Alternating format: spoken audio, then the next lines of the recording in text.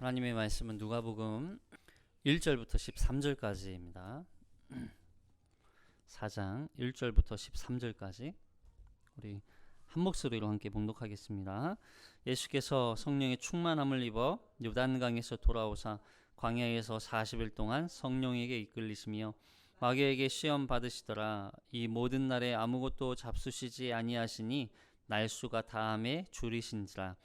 마귀가 이르되 내가 만일 하나님의 아들이거든 이 돌들에게 명하여 떡이 되게 하라.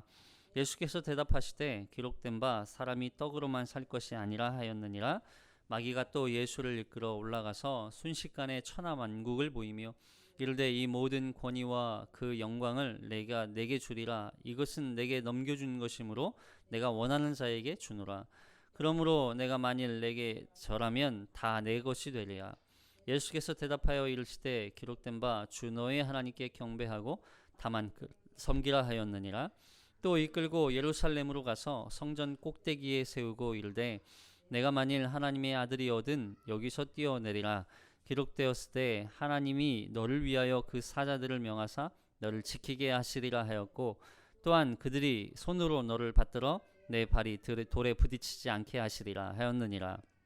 예수께서 대답하여 이르시되 주 너의 하나님을 시험하지 말라 하였느니라. 마귀가 모든 시험을 다 한 후에 얼마 동안 떠나니라.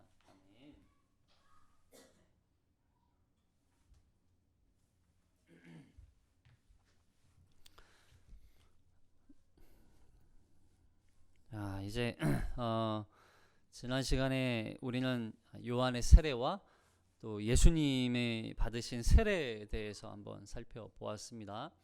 오늘은 세례를 받으신 예수님이 이제 광야에서 시험을 받으시는 그런 장면으로 또 이제 연결이 되죠. 그래서 이 시험과 관련된 또 예수님이 받으신 시험이 무엇인지 그리고 예수님이 받으신 시험의 목적이 무엇이었는지 그 세세적인 이제 첫 번째, 두 번째, 세 번째 세 가지 시험에 대해서 자세하게 다루는 것은 이제 다음 주에 조금 더 자세하게 다루어 보고요. 오늘은 이 예수님이 받으신 시험이 도대체 왜 이 시험을 받으셔야만 했는지 그리고 이 시험을 하는 자 이제 라고 기록되어 있는 이 마태복음에서는 이 시험하는 자의 목적이 무엇인가라고 하는 거예요. 여기 이제 누가복음에서는 마귀라고 했는데 마귀가 이 예수님을 시험한 목적이 무엇인가? 그 내막을 좀 살펴보고 말씀을 대하는 것이 조금 더 이해하는 데 도움이 될 것 같습니다. 우선 이 마태복음과 마가복음, 누가복음에 이 시험과 관련된 기사가 기록되어 있어요. 근데 조금씩 다르게 기록되어 있습니다. 또 뭐 표현도 조금 다르고 또 순서도 조금 다르고 그리고 이 등장하는 이 마귀에 대한 표현도 다르고 그래서 과연 어떻게 다른지 조금 비교를 해볼게요. 처음에 이제 성령에 이끌리어라고 되어 있어요. 근데 마태복음에서도 성령에 이끌리어라고 되어 있고 이 누가복음에서도 성령에 이끌리어라고 되어 있어요.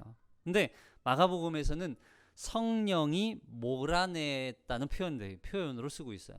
몰아내다, 성령이 몰아내다. 그러니까 성령이 이끌리었다는 것이 마치 이제 성령에 의해서 이렇게 인도되었다.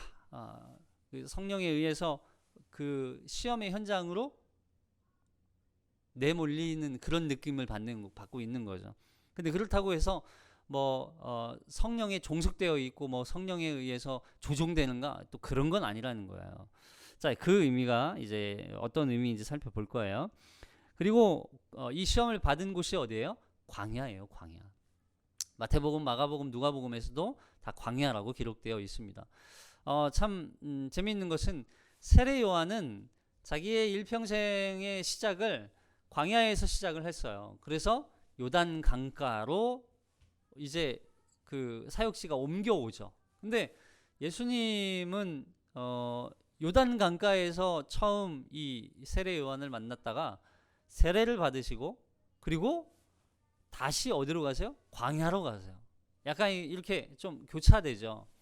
그래서 조금 비교가 될 수 있습니다. 그런 부분들.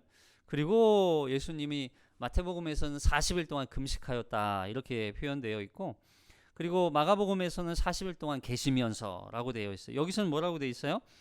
40일 동안 성령에 이끌리시며 그리고 모든 날에 아무것도 잡수시지 아니하시니 날수가 다음에, 아무것도 먹지 않았다는 것을 잡수시지 않았다는 표현을 아주 자세하게 기록하고 있죠. 그리고 이 마태복음에서는 사탄 또 시험하는 자 또는 이제 마귀라고 하는 단어들을 세 가지 단어를 쓰고 있어요. 근데 마가복음에서는 사탄이라고만 표현되어 있고, 그리고 누가복음에서는 마귀라고 하는 단어만 사용되었습니다. 그리고 이 마태복음에서는 이 시험을 할 때, 세 가지 시험을 할 때 질문을 이제 마귀가 하잖아요. 사탄이 하잖아요. 그때 반드시 먼저 했던 말이 있어요. 그게 뭐냐면 만일 하나님의 아들이여든 이라고 하는 단어를 꼭 넣었어요. 물론 이제 그렇게 물어보지 않은 질문도 한 가지가 있지만 그걸 통해서 알 수 있는 건 마귀도 하나님의 아들이라는 것을 어느 정도 알고 있는 거예요. 근데 이걸 질문한 이유가 있어요. 그것도 한번 살펴보겠습니다.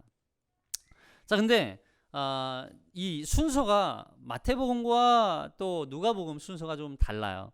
마가복음에서는 시험 받은 내용, 세 가지 시험의 내용에 대해서는 기록되어 있지 않습니다. 이렇게 기록되어 있어요. 시험을 받으시며 들짐승과 함께 계시니 천사들이 수종 들더라. 이렇게만 되어 있어요. 그냥 어떤 시험을 받으셨더라 이런 기록이 되어 있지 않는 거죠. 근데 반면 마태복음에서는 첫 번째 시험이 뭐였냐면 돌을 변하게 해서 떡이 되게 해라. 그래서 그 떡을 먹어라 이런 거죠. 돌을 떡으로 바꾸라. 떡이 되게 하라.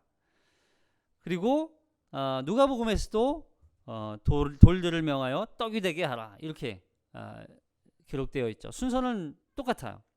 근데 두 번째 시험이 좀 다릅니다. 두 번째 시험은 이제 마태복음에서는 성전 위에서 뛰어내리라 이렇게 이제 얘기를 하죠. 그 시험이 누가복음에서는 세 번째 시험이 돼요. 세 번째 시험. 그러니까 두 번째 시험과 세 번째 시험의 순서가 달라요. 그래서 마태복음에서는 세 번째 시험이 천하만국을 보여주면서 그 앞에 이제 그 천하만국을 보여주고 자기 앞에 마귀 앞에 사단이 자기 앞에 절하 엎드려 경배하라 이렇게 이제 얘기를 하죠. 근데 누가복음에서는 두 번째 시험이 천하만국을 보여주면서 나를 경배하라, 나에게 절하라 이렇게 이제 시험을 하죠. 이렇게 순서가 다른 이유는 과연 무엇일까? 물론 시험의 내용이 세 가지는 맞아요. 그렇다고 해서 그 세 가지를 기록한 이 마태와 마가가 서로 다른 시험을 이야기하는 게 아니라 같은 시험이지만 그 시험의 기록 목적이 다른 거예요. 그래서 이 청자들이죠. 누가복음을 읽는 독자들 그리고 마태복음을 읽는 독자들에게 전하고자 하는 그 의도가 이 순서 안에도 굉장히 치밀하게 계획적으로 담겨 있는 것이죠. 그게 무엇일까? 이 누가는 시험을 통해서 과연 무엇을 드러내기를 원하는 것이었을까? 이걸 이제 한번 살펴보겠습니다. 첫 번째는 뭐냐면 예수님은 하나님의 아들이시지만 마귀 입장에서 생각하면 마귀는 이 시험을 통해서 예수님이 하나님의 아들이라는 것을 밝히는 것이 목적이에요. 무슨 얘기냐면 예수님의 입장에서 보면 예수님은 이 땅에 하나님의 아들로 오셨습니까? 사람의 아들로 오셨습니까? 두 가지 다죠. 하나님의 아들로 오셨지만 사람의 아들로도 오셔야만 했어요. 그래야 하나님의 이 구속의 역사, 대속의 역사, 구속사를 완성하실 수 있기 때문에. 근데 마귀 입장에서는 사람의 아들로 온 예수가 되어서는 안 돼요. 그래서 하나님의 아들이라는 것을 어떻게 해서든 증명해서 다시 하나님께 돌려보내는 게 목적이에요. 예. 하나님의 아들을 만드는 게 목적이에요. 마귀 입장에서는. 그래서 이 앞에 내가 만일 하나님의 아들이거든 이라는 이 말을 계속 사용하죠. 두 번이나 사용해요. 여기 3절과 9절에 기록되어 있어요. 3절 볼게요. 3절 시작. 마귀가 이르되 내가 만일 하나님의 아들이거든 이 돌들에게 명하여 떡이 되게 하라. 9절 또 이끌고 예루살렘으로 가서 성전 꼭대기에 세우고 이르되 내가 만일 하나님의 아들이거든 여기서 뛰어내리라. 두 가지, 그러니까 한 가지 빼고 천하만국을 보여주며 내게 절하라. 이 시험 빼고는 두 가지 시험은 다 이 앞뒤로 내가 만약 하나님의 아들이거든 이라고 하는 단어를 이 질문을 하고 있는 거예요. 여러분 그러니까 무슨 얘기냐면 사단의 마귀의 입장에서는 예수님이 하나님의 아들이라는 걸 알아요. 사단이 그렇게 무식하지 않아요. 사단이 정말 똑똑하죠. 정말 지혜로울 만큼. 근데 너무나 잘 알기 때문에 하나님의 아들로 온 이 예수 그리스도, 이 예수님을 어떻게 해서든 하나님의 아들로만 그치게 해야 돼요. 그래서 사단의 마귀의 입장에서 생각해 보면 자기 앞에 있는 이 예수라고 하는 청년이 메시아, 하나님의 아들, 구원자라고 하는 것이 아니 하나님의 아들이 이런 모습으로 왔다고? 이게 믿어지지가 않는 거예요. 사실 사탄의 입장에서 생각하면 무슨 일이 있어도 이 땅에 메시아는 하나님의 아들, 근데 사람의 아들로 태어난 메시아는 있어서는 안 돼요. 이 땅에 메시아가 와서는 안 돼요. 왜냐하면 이 메시아, 우리 그 메시아가 오면 자기의 모든 권세를 깨뜨리고 자기를 파멸할 존재가 바로 이 여자의 후손으로 올 거라는 걸 하나님이 창세전 아담과 하와를 통해서 가르쳐 주셨잖아요. 여기 보세요. 창세기 3장 15절.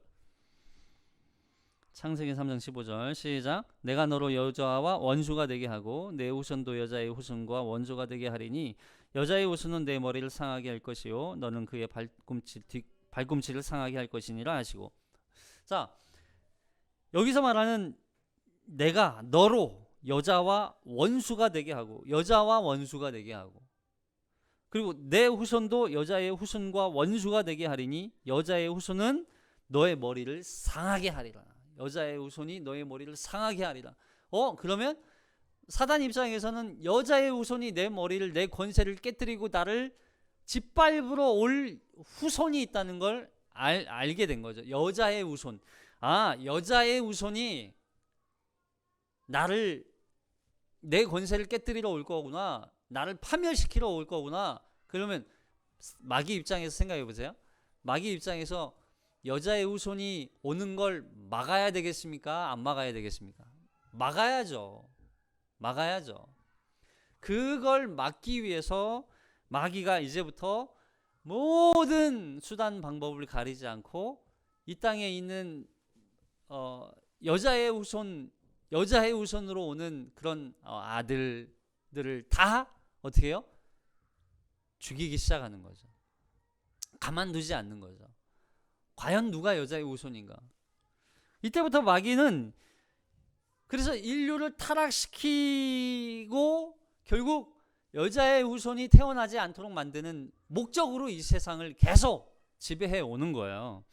그래서 아담과 하와도 그런 범죄로 말미암아서 하나님께 택하신 이 하나님의 창조물인 아담과 하와도 결국 범죄에서 죽임을 당하는 그런, 또 뿐만 아니라 하나님께서 택하셨던 이 아브라함과 사라가 있잖아요. 당시 사라의 태를 그냥 물론 이제 뭐 이렇게 너무 어거지로 짜맞추면 좀 이상하지만 사라의 태를 막은 건 누굴까요? 꼭 그렇지는 않지만 그 사라의 태가 막혔을 때 가장 기뻐했던 존재는 아마 마귀였을 거예요. 왜냐하면 하나님이 택하셨던 이 아브라함을 통해서, 아브라함의 씨를 통해서, 아브라함의 후손을 통해서 이 민족을 복되게 해서 하나님의 나라를 세우겠다고 하나님이 약속하셨잖아요. 근데 그 민족의 씨가 태어나지 않도록 막힌 것, 와, 마귀 입장에서는 가장 기뻐하고 행복할 일이겠죠. 근데 그 사라의 태를 누가 여세요? 하나님이 여시잖아요. 마귀는 끊임없이 아브라함에게 계속해서 인간적으로 아이를 계속 낳게 만들었어요. 근데 그 아이가 하나님의 씨가 아니라는, 하나님의 후손, 하나님이 약속하신 씨가 백성이 아니라는, 자녀가 아니라는 거예요.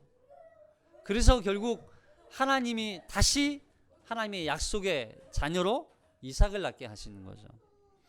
그뿐만 아니에요. 그리고 애굽에서 이 노예로 있을 때 당시 남자 아이들이 어떻게 됐습니까? 결국 다 죽임을 당하죠. 남자 아이들은 다 그 당시에 죽임을 당했어요. 근데 그 상황에서 하나님은 모세라고 하는 인물을 살게 하시죠. 그래서 그 모세를 통해서 하나님의 대를 다시, 약속의 대를 다시 잇게 하시는 거예요. 뿐만 아니에요.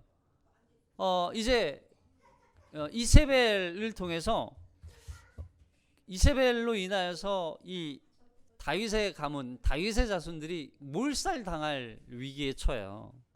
근데 그 위기 속에서 그래도 그 한 인물을 하나님이 살리시죠. 요아스.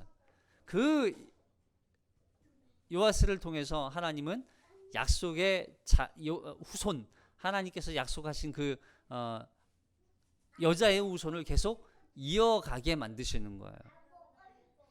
이것이 이어져서 신약으로 이어지죠. 그리고 결국 헤롯에 의해서 당시에도 수많은 남자아이들이 다 죽임을 당하는 그 어려움 속에서 그 위기 속에서도 하나님은 결국 예수를 살리셔서 그 예수를 통해서 하나님의 여자의 후손을 통해서 마귀의 머리 권세를 깨뜨릴 그 사건을 결국 하나님이 이루시고 성취해 내시는 거죠. 마귀는 자기 앞에 나타난 이 예수를 보고 깜짝 놀랐을 거예요. 아니, 이 예수가 그 여자의 후손이라고? 이 예수가 사람의 아들로 인류를 구원할 메시아라고? 진짜? 아니, 어떻게? 내가 그 수많은 남자아이들을 다 죽였는데, 근데 이 아이가 그 안에서 그 앞에 나타나는 거죠. 그래서 이 마귀 입장에서 예수를 보고, 아니 진짜 네가 하나님의 아들이라고? 네가 진짜 이 땅에 메시아로 온, 사람의 아들로, 여자의 후손으로 온 메시아라고? 구원자라고? 한번 증명해봐. 한번 확인해봐. 사실 예수님의 시험은 예수님을 참 하나님으로만 증거해내는 시험이기도 하지만 참 인간으로 오신 예수님에 대한 증거이기도 해요. 이걸 증명하기 위한 시험이기도 한 거예요. 더군다나 여러분 40일 동안 예수님이 금식하셨어요. 그 몰골이, 그 상태가 어떻겠어요? 그것도 광야에서 씻지도 않고 그 상태를 보고, 아니 어떻게 하나님의 아들이라고 이 사람이, 이 청년이, 이 예수라고 하는 사람이 하나님의 아들이라고? 그리고 더군다나 금식했잖아요. 막 배고픔을 느끼고 허덕거리고 또 정말 그 모습이 얼마나 비참했겠어요. 뭐 비참이라 하기 좀 그렇지만 몰골이 얼마나 흉했겠어요. 그러면서 생각하는 거예요. 아니 이런 사람이 어떻게 하나님의 아들이라는 거예요. 아니 어떻게 하나님의 아들이라면 배고픔에 허덕거리고, 어떻게 하나님의 아들이라면 이렇게 연약하고 초라한 사람의 몸을 입고 이 땅에 와야만 하는가? 어떻게? 이 시험은 그래서 마귀의 시험을 하나님의 아들로 당하시는 게 아닙니다. 여러분, 이 시험은 하나님으로 이 시험을 당하는 게 아니에요. 이 시험은 사람으로서 철저하게 낮아지고 이 연약한 이 육체의 몸을 입은 상태에서 이 시험을 담당하시는 거예요.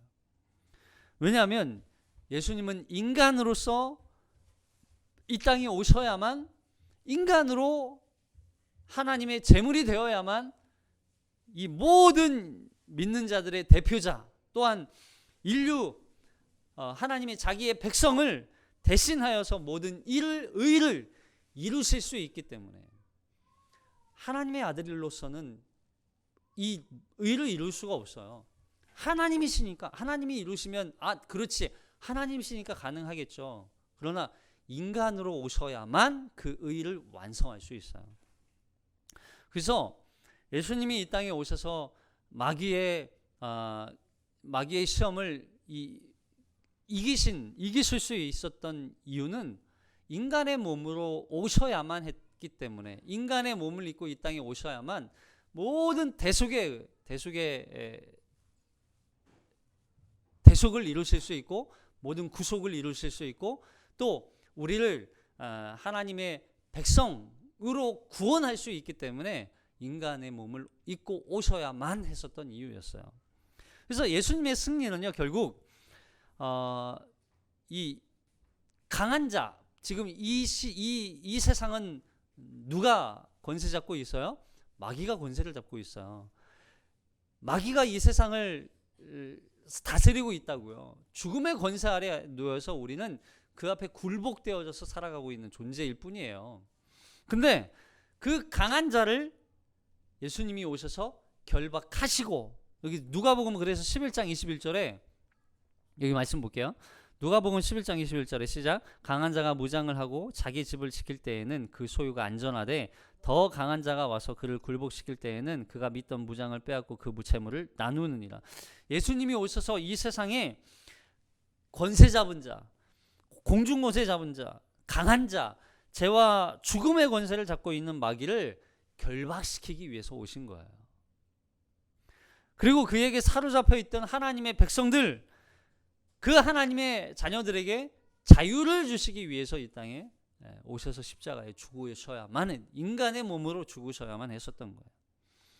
예수님이 사람의 아들로 이 시험을 이기신 이유는 바로 우리의 구원을 완성하시기 위한 거였어요. 예수님이 십자가의 제물로 죽으셔야만 우리의 대속이 완성이 돼요. 그래서 예수님은 십자가에 죽으셨지만 뭐가 없으세요? 죄가 없으세요. 죄 없이 십자가에 죽으셨어요. 왜냐하면 이 죄가 없어야만, 여러분 구약시대 제사를 보시면, 구약시대 제사를 드릴 때, 제물을 드릴 때 흠이 있는 제물을 드렸습니까? 흠이 없는 제물을 드렸습니까? 흠이 없는 걸 드렸어요. 여기 레위기서 1장 3절에 보세요. 레위기서 1장 3절 시작. 그 예물이 소의 번제이면 흠없는 수컷으로 회막문에서 여호와 앞에 기쁘게 받으시도록 드릴지니라. 여러분, 항상 제사 앞에 드리는 제물은 항상 흠이 없는 제물이어야 돼요. 왜 그럴까요? 이건 너무나 중요해요. 그냥 하나님이 온전한 거 바쳐라, 하나님은 온전한 걸 좋아하신다, 하나님은 흠이 있는 거 싫어하신다, 그런 개념이 아니죠. 왜냐하면 제물이 흠이 없는 제물을 하나님 앞에 드릴 때 그 제물의 흠 없는 상태, 그 제물의 흠 없는 상태가 제물을 드리는 자에게 뭐가 되냐면 전가가 돼요. 무슨 얘기냐면 이런 거예요. 제가 양을 제물로 드려요. 그러면 구약의 이 레위기법에 제사를 드릴 때는 항상 동물에게, 제물에게 안수를 합니다. 안수. 그래서 내가 만약에 소를 드려요. 그러면 암소를 드리면 소에게 저의 죄를 전가해요. 죄를 넘겨주는 거예요. 나에게 있는 모든 죄를 그 제물에게 전가시켜요. 그럼 전가시킨 이 제물을 가지고 제물을 드려요. 근데 보세요. 흠이 없는 상태의 제물을 드렸단 말이에요. 흠이 없는 상태의 그 제물을 드렸는데 죄를 전가받았죠. 그 죄에 대해서는 죽음과 피로 인하여서 그 죄는 해결되지만 그 흠 없는 상태의 그 흠 없는 상태가 누구에게 전가되냐면 제물을 드리는 저에게 전가가 돼요. 이게 바로 의가 전가된다는 표현인 거죠. 여기 그래서 우리가 흠 없는 제물을 드려야 하는 이유가 뭐냐면 흠 있는 제물을 드리면 그 흠이 누구에게 전가돼요? 나에게 전가되는 거예요.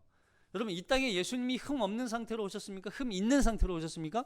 흠이 없는 상태로 오셨어요. 왜냐하면 예수님이 그 완전한 의, 흠 없으심, 흠이 없는 그 의를 우리에게 전가시켜 주기 위해서. 만약에 예수님이 죄를 졌다고 생각해 보세요. 그러면 그 의가 하나님 보시기에 하나님 앞에 나아갈 수 있는 의가 될 수 있어요? 없어요? 없어요.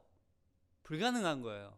그래서 우리는 예수님은 이 땅에 오셔서 흠 없는 제물로 하나님 앞에 십자가로 죽으셔야만 했던 거예요. 그래서 히브리서 9장 14절에 이렇게 보세요. 히브리서 9장 14절 시작. 하물며 영원하신 성령으로 말미암아 흠 없는 자기를 하나님께 드린 그리스도의 피가 어찌 너희 양심을 죽은 행실에서 깨끗하게 하고 살아계신 하나님을 섬기게 하지 못하겠느냐. 흠 없는 자기를 하나님께 드린 그리스도의 피가, 그 피는 뭐예요? 의로운 피라는 거예요. 의로운 피. 하나님 앞에 흠 없는 모습으로 드렸기 때문에 그 완전한 의, 거룩한 의, 하나님의 의가, 예수님의 의가 누구에게 전가되어? 우리에게 전가되어서 이제 그 피가 어찌 너희 양심을 죽은 행실에서 깨끗하게 하고, 그 의가 오니까, 그 의가 내 안에 들어오니까 내가 거룩해지고 나를 깨끗하게 하고 그리고 살아계신 하나님을 섬기게 하지 못하겠느냐. 이제 내 안에 그리스도의 의가 들어왔기 때문에 이제는 나는 하나님을 섬기며 살아가는 거예요. 하나님을 위해서 살아가는 삶이 되는 거예요. 이게 바로 흠 없는 제물을 드려야 했던 이유였단 말이에요. 근데 보세요. 마귀의 입장에서는 예수가 그렇게 흠 없는 인간이 되어서는 안 돼요. 바로 하나님이어야만 돼요. 그래서 완전한 의를 이룰 수 없게 만들기 위해서 마귀는 지금 이 시험을 하고 있는 거예요. 두 번째, 그럼 마귀의 전략은 뭐였어요? 여기 예수님을 시험할 때 마귀의 전략은 항상 우리가 주목해야 돼. 이 시험이, 마귀의 시험이 막 엄청 위대하고 대단한 시험처럼 보이죠? 아니요, 그렇지 않아요. 이 시험이 마귀는 항상 우리에게 다가올 때 속임으로 다가오잖아요. 그래서 마귀의 이름도 속이는 자, 비방하는 자, 이런 의미를 갖고 있는데, 뭘로 속일까요? 자기를 광명한 천사로 속이죠. 근데 그 광명한 천사가 마치 하나님인 것처럼 흉내내는 거예요. 모방하는 거예요. 모방. 누가복음 4장 6절 7절 읽어볼게요.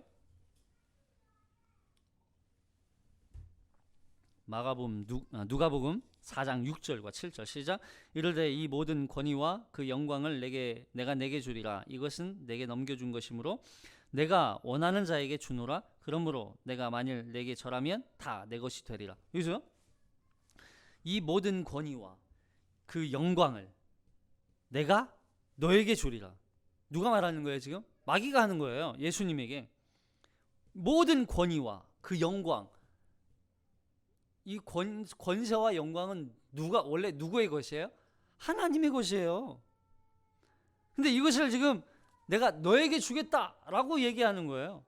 내가 원하는 자에게 주노라. 그러므로 내가 만일 나에게 절하면 다 너의 것이 되리라. 나에게 절하면 다 주겠다는 거예요. 다 주겠다는 거예요. 마귀의 목적은 예수님을 신이라는 존재로 제한시키는 거예요. 근데 사람이 아들이 되어서는 안 되기 때문이죠. 근데 결국 마귀의 전략은 뭐냐면 바로 그 이름대로 속여요. 여기 마귀는 마치 이 세상이 자기의 것인 것 마냥 속여요. 예수님에게. 그래서 그 모든 영광을 다 너에게 주겠다. 그런데 보세요. 이 세상은 누구의 것이에요? 하나님의 것이에요. 하나님의 것이에요. 근데 마귀는 이 세상이 마치 자기의 것인 것처럼 다 주겠다고 말해요. 이게 바로 하나님을 흉내내는 마귀의 전략입니다. 마귀는 항상 우리를 속여요. 마귀가 마치 하나님인 것처럼. 그 마귀의 속삭임에 마치 하나님이 하신 말씀처럼 들리게 만드는 거예요. 우리가 굉장히 오해를 많이 하죠. 기도하다가 갑자기 무슨 음성을 들었어. 그 음성을 듣고 이건 하나님이 주신 말씀입니다. 그러면서 이제 그게 마치 물론 하나님이 하신 말씀일 수도 있죠. 근데 그 말씀이 하나님이 하신 말씀이라는 걸 증명해야 돼요. 뭘로 증명해야 돼요? 뭘로 증명해요? 말씀 속에서 찾는 거예요. 말씀 속에서 하나님이 나에게 주신 말씀인지 아니면 마귀가 나에게 속삭인 말인지 분별해야 돼요. 그 분별의 기준이 어디에 있다고요? 말씀 안에 있다고요. 그래서 계시록 13장에 보면 용이 나오고 바다에서 나오는 짐승이 등장하고 땅에서 나오는 짐승이 등장해요. 그래서 계시록을 보면 뭐지? 갑자기 왜 땅에 용이 나오고 땅과 바다에서 짐승들이 나오고 뭐야 도대체? 근데 여기 보니까 여기 계시록 13장 1절 계시록 13장 1절 시작. 내가 보니 바다에서 한 짐승이 나오는데 뿔이 10이요 머리가 7이라 그 뿔에는 10왕관이 있고 그 머리들에는 신성 모독하는 이름들이 있더라. 여기 10왕관이 있대요. 머리에 짐승이. 이 왕관이 있는 거 보니까 뭔가 왕인 것 같은데 통치자, 다스리는 자, 하나님인가? 라고 생각할 수 있어요. 근데 여기 바다에서 나오는 짐승은 다 적그리스도를 말해요. 그리고 3장 4절 볼게요. 13장 4절. 계시록 13장 4절에 보면 시작. 용이 짐승에게 권세를 주므로 용에게 경배하며 짐승에게 경배하여 이르되 누가 이 짐승과 같으냐 누가 능히 이와 더불어 싸우리요 하더라. 여기 말한 용은 바로 누굴까요? 마귀, 사탄을 말해요. 근데 사탄이 짐승에게 권세를 준대요. 권세를 준다? 마치 하나님인 것처럼 보이죠? 절대자인 것처럼 보이죠? 근데 이것도 사탄의 상징이에요. 그리고서 자 11절 볼게요. 계시록 13장 11절 시작. 내가 봄에 또 다른 짐승이 땅에서 올라오니 어린 양같이 두 뿔이 있고 용처럼 말을 하더라. 또 다른 짐승이 땅에서 올라오는데 어린 양 같대요. 어린 양 누구를 상징합니까? 그리스도를 상징하잖아요. 근데 짐승이 땅에서 올라오니까 그리스도인가? 예수님인가? 라고 오해할 수 있어요. 그렇지 않아요. 여기서 땅에서 나오는 짐승은 거짓 선지자들을 상징합니다. 계속 뭐처럼 보이는 거예요? 하나님처럼 보이는 거예요. 예수님 모습처럼 보이는 거예요. 하지만 두 뿔을 가졌고 용의 말을 한다는 거예요. 표적과 거짓으로 미혹을 하는 자들이에요. 정리하면 용은 사탄, 바다에서 나오는 한 짐승은 정치적인 역할을 하는 어떤 적그리스도들, 그리고 땅에서 나온 짐승은 모세와 엘리야를 흉내내는 거짓 선지자들을 말하는 거예요. 근데 이들의 결말이 어떻게 될까요? 거짓 선지자들, 이 예수님 흉내내고 하나님 흉내내고 거짓 선지자 흉내내는 이들의 마지막 결말이 어떻게 되는지 보세요. 20장 10절 시작. 또 그들을 미혹하는 마귀가 불과 유황못에 던져지니 거기는 그 짐승과 거짓 선지자도 있어 세세토록 밤낮 괴로움을 받으리라. 여러분, 이 하나님이 흉내내는 이들의 결말이 뭐예요? 결국 영원한 하나님의 심판을 받는 거예요. 지금 마귀가 예수님을 시험하는 모습만 보면 마치 마귀가 하나님처럼 보여요. 하나님인 것처럼 보여요. 하나님 말씀하시는 것처럼 보이고 하나님이 능력을 행하시는 것처럼 보여요. 근데 이 세상이 자기의 것처럼 예수님께 다 주겠다고 약속하는 마귀의 유혹하고 똑같은 거예요. 하나님 흉내 내는 거예요. 아주 달콤하죠. 아주 그럴싸하죠. 근데 아주 치명적인 유혹을 하고 있는 거예요. 이 시험을 예수님이 간파하고 이기시는 거죠. 여러분 기억하십시오. 마귀의 유혹은 항상 달콤해요. 마귀의 유혹은 항상 그럴싸해요. 마치 하나님이 나에게 주시는 말씀인 것처럼 보여요. 그때 분별력이 있어야 돼요. 그 분별력은 어디서 오나요? 바로 하나님의 말씀에서 오는 거예요. 우리가 하나님의 백성으로 산다는 건 이제 내 뜻이 하나님의 뜻인지 계속 확인하면서 살아가는 사람들이에요. 그 뜻을 어떤 신비적인 어떤 환상이나 어떤 경험이나 이런 걸로 확인하는 게 아니에요.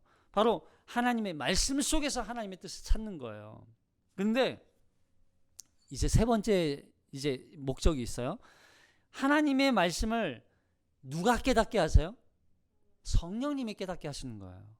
그래서 이 예수님의 이 시험에 처음과 마지막에 성령님이 등장합니다. 여기 보세요. 1절 누가복음 4장 1절 시작. 예수께서 성령의 충만함을 입어 요단강에서 돌아오사 광야에서 40일 동안 성령에게 이끌리시며. 성령의 충만함을 입어 성령에게 이끌리시며. 그리고 14절 예수께서 시작. 예수께서 성령의 능력으로 갈릴리에 돌아가시니 그 소문이 사방에 퍼졌고. 성령의 능력으로. 보세요. 예수님이 이 시험을 이기실 수 있는 유일한 한 가지, 그게 뭘까요? 성령이었어요. 성령. 우리는 그냥 성령님 하면 방언으로만 생각하고 이상한 어떤 환상, 신비적인 어떤 현상으로만 이야기하죠. 근데 이 성령님은 결국 우리가 그리스도인으로 살아가는 데 있어서 성령님은 필수적인 조건입니다. 왜냐하면 여기 성령에 이끌리셨다는 말은 성령님은 누구세요? 하나님이세요. 그러니까 우리가 오해하는 게 뭐냐면 하나님이 예수님을 이 시험에 마치 이렇게 던져 넣으신 것처럼 보이잖아요. 어떻게 자기 아들을 마귀에게 시험하라고 넘겨줘요. 이 세상에 그런 본문은 없잖아요. 이 본문을 그렇게 이해하면 절대 이해할 수 없어요. 그러니까 잘 보시면 여기 예수님이 받으신 이 세 가지 시험을 자세히 보면 예수님 혼자 시험을 받으신 게 아니라는 거예요. 예수께서 성령의 충만함을 입어 요단강에서 돌아오사 광야에서 40일 동안 성령에게 이끌리시며. 예수님이 성령 충만을 언제 받으셨어요? 네? 광야에서? 아니죠. 세례 받을 때. 자, 요한에게 세례를 받고 기도하실 때 하늘이 열리며 성령님이 비둘기같이 그 위에 임합니다. 그리고 한 소리가 나요. 뭐라고 소리 났어요? 너는 내 사랑하는 아들이요 내가 너를 사랑하노라. 보세요. 결국 하나님이 예수님을 시험에 넘기신 이유는 너 한번 고생해봐. 너 이런 고생 한번 해야 앞으로 더 힘든 거 견디고 인내할 수 있어. 한번 고생해봐. 이런 의도가 아니에요. 그래서 시험 받으신 것이 아니라 그 시험을 통해서 사탄에게, 마귀에게 봐라. 이 아이가 사람의 아들을 하나님의 아들로 사람의 몸을 입고 온 사람의 아들이다. 이가 누구의 아들이라는 걸 증명하는 거예요? 하나님의 아들이라는 걸 증명하는 거예요. 이 예수가 바로 내가 수많은 선지자를 통해서 가르쳐주고 전하고 선포했던 구원자 메시아다라고 하는 걸 이 마귀에게 들이밀고 보여주는 거예요. 이 아이가 하나님의 아들이야. 이 아이가 하나님의 사람의 몸을 입고 온 여자의 우선으로 이 땅에 온 사람의 아들로 온 메시아야, 구원자야. 마귀가 보고 벌벌벌 떨었겠죠. 처음에 이가 하나님의 아들이라고? 네가 사람의 아들이라고? 여자의 우선이라고? 긴장했겠죠. 여러분, 이걸 통해서 뭘 선포하는 거냐면 이 예수님이 이 마귀 앞에 등장하는 사건을 통해서 이제 마귀의 나라는 끝났다는 걸 선포하는 거예요. 마귀의 나라는 이미 이제 무너졌다는 걸 가르쳐 주는 거예요. 사탄이 그걸 보고 얼마나 땅을 치고 얼마나 두려워했겠어요. 내 나라가 끝났다. 이제 예수로 인하여서 하나님의 나라가 도래하고 있다는 걸 가르쳐 주는 거죠. 이미 망했다. 그리고 하나님의 나라가 이미 이 땅 가운데 도래했다. 이미 왔다는 걸 가르쳐 주는 거죠. 그 왜 성령 충만을 입어야 했을까요? 성령 충만, 여러분 성령 충만하니까 우리가 기억해야 되는 말씀이 있어요. 뭐냐면 자, 에베소서 5장 18절 볼게요. 에베소서 5장 18절 시작. 술 취하지 말라. 이는 방탕한 것이니 오직 성령으로 충만함을 받아라. 자, 성령 충만함이라고 하니까 어떤 현상처럼 보이잖아요. 근데 성령 충만은 어떤 현상이 아니에요. 현상이 아니라 상태를 말합니다. 상태. 다시 말하면 성령 충만이 어떤 신비한 현상을 보거나 현상을 경험하거나 또 느끼거나, 물론 그럴 수도 있어요. 이걸 부정하는 건 아닙니다. 그러나 그게 다가 아니라는 거예요. 성령 충만은 상태를 말하는 거예요. 여기 술 취하지 말라. 이는 방탕한 것이니 오직 성령으로 충만을 받아라. 여기 보세요. 술 취하지 말라 해서 술 취하다라고 하는 단어하고 충만하다라고 하는 단어가 그 출발한 어원이 다 같아요. 무슨 얘기냐면 취하는 거나 충만한 거나 같은 의미를 갖고 있다는 거예요. 이게 왜 중요하냐면 여러분, 술에 취한다는 단어가 마치 술을 막 이렇게 마시면, 이렇게 벌컥벌컥 마시면 내 몸에 술로 채워져서 취하는 건가요? 아니면 술 속에 있는 알코올이라고 하는 그 성분이 나를 취하게 만드는 건가요? 네, 그렇죠. 여러분, 술은요 참 신기하게 술은 내 몸에 채워져서 내가 취하는 게 아니라 그 술에 담겨 있는 성분이 우리의 신경을 자극하고, 근데 이 술이 갖고 있는 이 그 성분이 왜 안 좋냐면 우리의 그 신경을 자극하는 것뿐만이 아니라 그 신경을 마비시키고 망가뜨려요. 그래서 특히 술에 있는 알코올 성분이 우리의 뇌 신경을 망가뜨리고 결국 마비나 기억상실, 심하면 호흡 곤란을 일으켜서 결국 사망에 이르게 할 수도 있다는 보고가 있어요. 연구 결과가 있어요. 그래서 술 취하지 말라, 이 말은 그냥 술 많이 마셔서 이게 해롱해롱한 상태, 그냥 현상만 얘기하는 게 아니에요. 바로 상태를 말하는 거예요. 술에 취해서 신경들이, 나의 뇌세포들이, 나의 기억력들이, 나의 몸이 내 통제를 벗어난 상태가 바로 술 취해 있는 상태라는 거예요. 그럼 보세요. 술 취하지 말고 성령 충만을 받아라. 성령에 취하라. 이 이야기는 뭔 말일까요? 술 취한 상태로 내 통제를 벗어난 상태에 그 상태에 있지 말고 성령으로 말미암아 그 내 신경과 또 내 몸과 내 생각과 내 사고와 내 행동이 다 성령의 지배 아래 있게 하라, 이 뜻이에요. 예? 그래서 결국 성령으로 나의 신경들과 나의 의사와 사고와 성령의 통제 아래 있게 하라. 그렇다고 해서 내가 성령의 지배를 온전히 받는다? 성령의 이렇게 마치 내가 성령의 피조물인 것처럼, 성령의 종인 것처럼, 또 성령의 종속된 존재로 아무것도 하지 말고 성령이 하라는 대로 그냥 로봇처럼 종처럼 살아라? 그런 뜻이에요? 아니에요. 성령님은 오셔서 우리 안에 오셔서 우리를 인격적으로 인도하세요. 그래서 성령의 충만함이라는 건 성령의 의도와 의사와 그의 뜻과 그의 결정에 내 뜻을 맞추어 가는 거죠.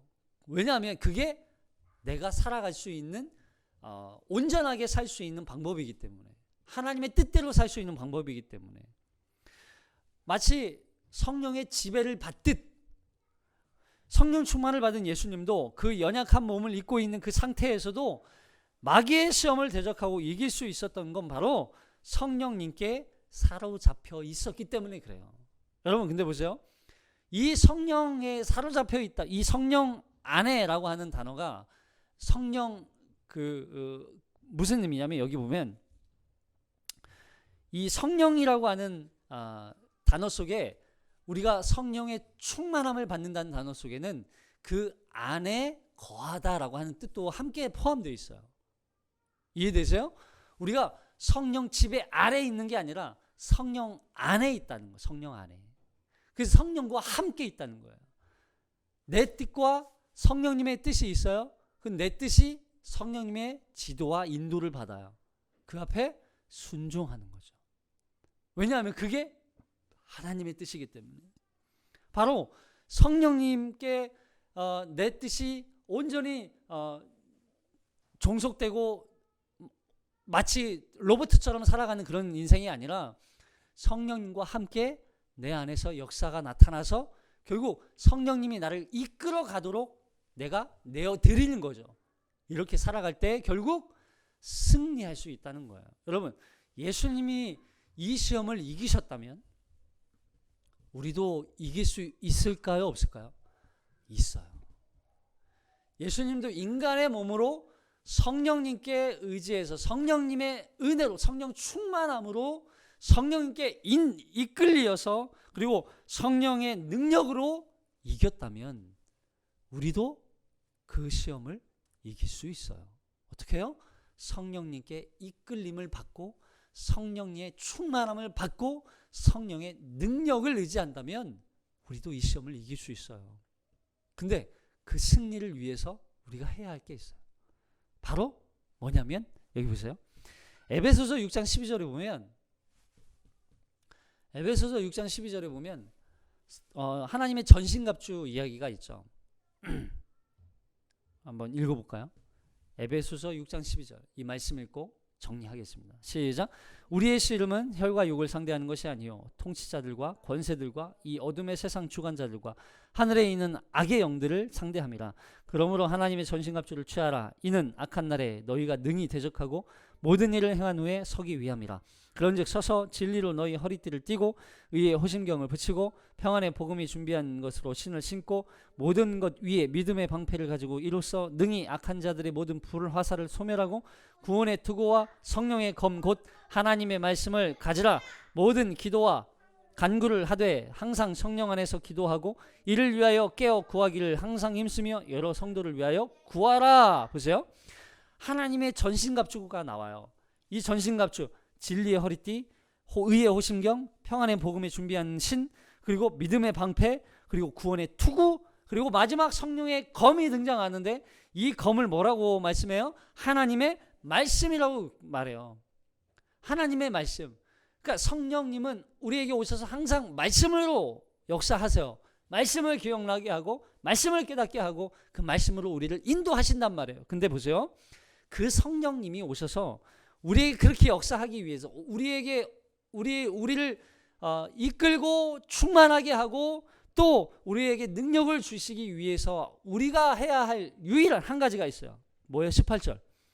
모든 기도와 간구를 하되 기도하라는 거예요. 성령님을 위해서. 성령님을 받기를 기도하라는 거예요. 그 성령님이 오셔서 성령의 검으로 유일하게 싸울 수 있고 승리하게 할 수 있는 그 성령님을 받기 위해서 기도하라는 거예요. 간구하라는 거예요. 기도하지 않으면 안 돼요. 기도할 때 성령님이 우리에게 역사하세요. 기도예요, 기도. 그래서 다른 어떤 좋은 것보다 하늘에 그 가장 좋은 것을 너희에게 주시지 아니하겠느냐라고 말할 때 그 좋은 게 뭐예요? 성령님이에요. 그래서 성령님. 그 성령님이 오셔야 우리는 이 싸움을 싸울 수 있어요. 그 성령님이 오셔야 우리에게 전신갑주를 입고 이 전신갑주를 자유자재로 사용할 수 있단 말이에요. 이 전신갑주를 막 싸워서 이겨야 되는데 불편해요. 막 어색해요. 아직 연단이 되지 않았어요. 자유롭게 쓸 수가 없어요. 그러면 지는 거예요. 기도해서 그 성령님이 나에게 있는 그 전신갑주, 이 전신갑주를 아주 자유자재로 사용할 수 있도록 성령님이 오셔서 역사하셔야 이 싸움에서 이길 수 있단 말이에요. 물론 이 시험을 예수 그리스도께서 우리를 승리하게 하시겠죠. 여러분, 그 승리의 기쁨을 맛보기 위해서 우리에게 필요한 건 기도와 간구입니다. 기도와 간구. 여러분, 2021년 우리가 말씀 앞으로 다시 말씀을 더 깨닫기를 원하는 그런 한 가지 비전과 소원을, 또 소망을 우리가 가졌습니다. 여러분, 말씀만 있는 게 다가 아니에요. 말씀을 깨달아야 돼요. 말씀을 어떻게 깨달아요? 그래서 말씀을 읽을 때마다 항상 기도해야 되는 거예요. 하나님, 말씀을 깨닫게 하옵소서. 기도해야 돼요. 성령님, 내 안에 오셔서 나를 좀 도와주시옵소서. 성령으로 충만케 해주시옵소서. 성령님, 나를 좀 이끌어 주시옵소서. 내 뜻이 하나님의 뜻이 되게 하여 주시옵소서. 기도해야 돼요. 하나님이 이 시험을 이길 수 있도록 도와주시옵소서. 기도해야 돼요. 기도하는 자에게 성령을 주시는 거예요. 그 성령으로 이 예수님도 기도하셨잖아요. 예수님이 요한에게 세례 받을 때 세례 받고 예수님도 기도하셨어요. 예수님 기도 안 하신 게 아니에요. 기도하시자 성령님이 임했단 말이에요. 여러분, 우리가 할 수 있는 건 기도밖에 없어요. 기도. 그런데 보세요. 기도도 상태일까요? 아니면 현상일까요? 상태일까요? 무슨 얘기냐면, 여러분, 기도해야 된다는 건 알아요. 근데 왜 우리가 기도를 못하냐면, 항상 뭔가 이렇게 자리를 만들어 놓고 앉아서 무릎 꿇고 뭐 좀 시간을 보내야 되고 뭔가 이런 걸로 이해를 한단 말이에요. 근데 기도는요, 그런 자리로만 이해하면 우린 기도 못해요. 어떻게 우리가 살아가는 이 인생에서 그런 시간을 갖는다는 게 정말 결코 쉽지 않습니다. 근데 기도는요, 무시로 수시로 언제든지 해야 할 수 있는 게 기도예요. 무슨 얘기냐면, 제가 설교하면서 기도할 수 있을까요? 없을까요? 할 수 있어요. 여러분, 설거지하면서 기도할 수 있어요? 없어요? 할 수 있어요. 공부하면서 기도할 수 있어요? 없어요? 할 수 있어요. 이렇게 무릎 꿇고 기도하고 자리를 가져야만 기도하는 게 기도가 아니라, 내가 수시로 언제든지 어떤 상태에든지 기도할 수 있는 상태가 바로 기도란 말이에요. 그래서 쉬지 말고 기도하라? 어떻게 쉬지 말고 기도해요? 어떻게 그렇게 기도하면서만 살 수 있어요? 내 인생이 있는데. 그러면 우리는 기도를 그런 자리로만 이해해서는 안 되고, 어떤 상황과 어떤 순간에도 우리는 기도할 수 있는 상태가 되어야 하는 거예요. 그래서 기도할 때 하나님이 우리와 함께 하신다는 걸 우리가 깨닫게 되는 것이죠. 여러분, 예수님은 결코 하나님으로서, 하나님의 아들로서 이 시험을 통과한 게 아니에요. 사람의 몸을 입고 사람의 아들로 우리와 똑같은 모습으로 이 시험을 통과하셨습니다.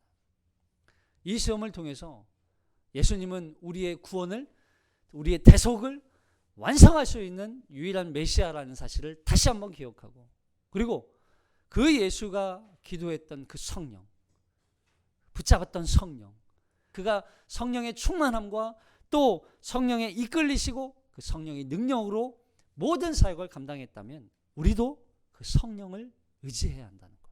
우리가 이 말씀을 기억하여서 한 주간 예수님이 이기신 그 승리의 기쁨을 우리도 함께 누리며, 또 승리의 기쁨으로 하나님 앞에 영광 돌리는 한 주가 되시기를 주님의 이름으로 축복합니다. 기도하겠습니다.